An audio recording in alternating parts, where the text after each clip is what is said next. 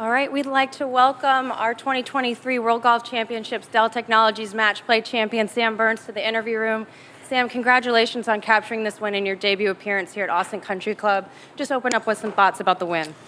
Thank you. Yeah, crazy week. I didn't really know what to expect coming into this week. It's my first time playing this event, and I feel like I gained a little bit more confidence as each match kind of played on, and then playing Scotty this morning, I knew it was going to be a tough match, and got off to a great start, and then kind of got lost a little bit halfway through the round, and really things kind of changed. I've got a new driver in play, the Callaway Paradigm, and when I hit the tee shot on 12, I hit a really good one there, and I feel like it kind of gave me a little bit of confidence after that, and then was able to make a few birdies coming down the stretch and ultimately going to extra holes, and I feel like I kind of carried that on to this afternoon. And like you said, you've won your matches against some of the best, Rory McIlroy, Scotty Scheffler, defending champion. Just talk a little bit about mentally how much fortitude it took to get here today. Yeah, it's this week is mentally exhausting as it is physically, and I think after 10 holes this morning, my caddy Travis kind of gave me a good kick in the butt and said, "Come on, man, let's go. You got this." And what I really needed at the time, and man, he was rock solid all week. I couldn't have done it without him, and I'm just so thankful that he was out there with me battling every step of the way, and thankful that we were the last one standing. Great. We'll open up to questions. Raise your hand and we'll bring you a microphone. Fergie? Congratulations. Thank you. That was some decent golf played this afternoon. But as great as you played, Sam, it's hard not to think about the fact that you're standing on the 13th hole this morning watching Scotty over a 4-foot putt. Is it weird at all? I know it's your first time here to think about how quickly things can change in this thing. Yeah, that's the nature of this match play. It's one hold putt or missed putt away from winning or losing. And he gave me a gift there on 13 on our second extra hole, I think, and and then me having the chance there on the next hole. It usually comes down to who can make a putt here or there. And yeah, it was a battle out there with him this morning. Shane? No, but I was getting ready to take it off. Shane? I've been reading the transcripts from the interviews before this. I don't think it's any secret that you're a little tired right now. This tournament is a grind. We think of golf as an individual sport, and it is to some extent, but when you're looking at 7 matches over 5 days, what role does your team play? Does your family play? All that kind of stuff in getting you over the finish line. Yeah, it's it's such a different week. Usually you kind of have your normal routine, and you play and you rest and recover. But starting on Saturday, it's you play, if you win, you have 45 minutes to get ready to play again. So I think it really just takes being flexible. It takes, being flexible mentally and knowing that, this day isn't going to look like what it normally does. So I need to make sure that I'm trying to conserve a lot of energy, and, I tried to do that this morning playing against Scotty. Yeah, it's definitely a challenge. Kirk? Yeah, Sam, congratulations. I was curious what Scotty told you after you beat him this morning. Anything special you could share? No, nothing really that I want to share, yeah. Are you guys sharing a house in Augusta again? Yes, I think we are, right? And are there bragging rights? Does he have to cook you breakfast, make your bed or anything now? Or? Nah. He's done all right for himself. And just how much momentum does this give you? Yeah, it's huge. I've been kind of fighting my golf swing a little bit at the start of this 4-week stretch that I've been on, and put a lot of hard work in with my coach, Brad Pullen, and I'm just so thankful for him and the amount of work that he's put in with me and been there by my side for all of it, and just so many people that have helped me along the way. Cameron? Why have you not played this tournament before, and is the big shift Was it mostly the new driver, or was it because you came in here I think 52nd in the FedEx Cup? Was the big change the new driver, or was the big change something that you found with Brad? I haven't played this event in the past because the last 2 years I'd won Valspar the week before both times. And the first year I had a back injury that I was kind of battling all week, and then after that I was just like, there's no way I can go play, that many holes. I don't remember what it was last year. And then to your next part, I would say I think it's a combination. I had a really good driver that I liked, in Palm Springs, and then the USGA tested it in California, and it failed by 1 point. I don't really know what that means. They don't really give you a lot of information on those sort of things, but and then put the new Callaway Paradigm in a few weeks ago, and just have built a lot of confidence with it, and I think that was huge for me today.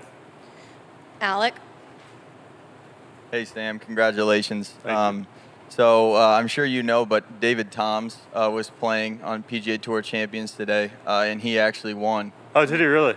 Can you kind of tell me, what it's like for both of you guys to win on the exact same day? That's awesome. Yeah, Carter. I was just texting with Carter, and he said that he's playing. Is he playing in Palm Springs, or is that right? He said that he was about to win.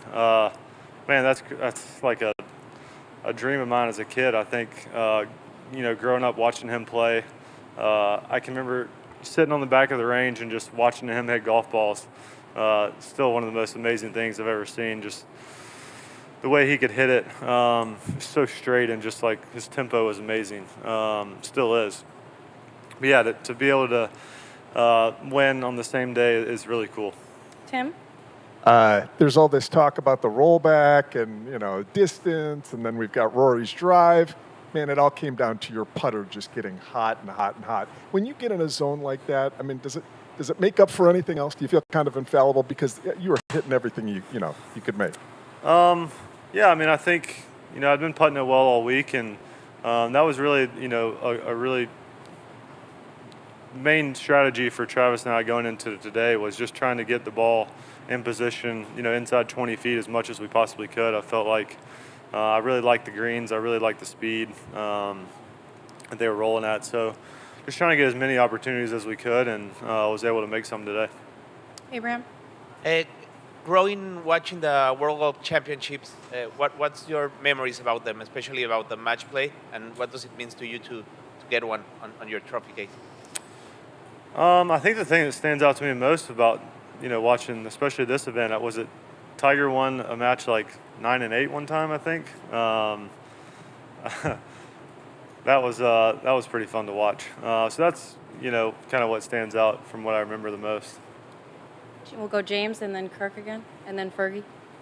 Obviously, this will take you a long way to qualifying for the Ryder Cup.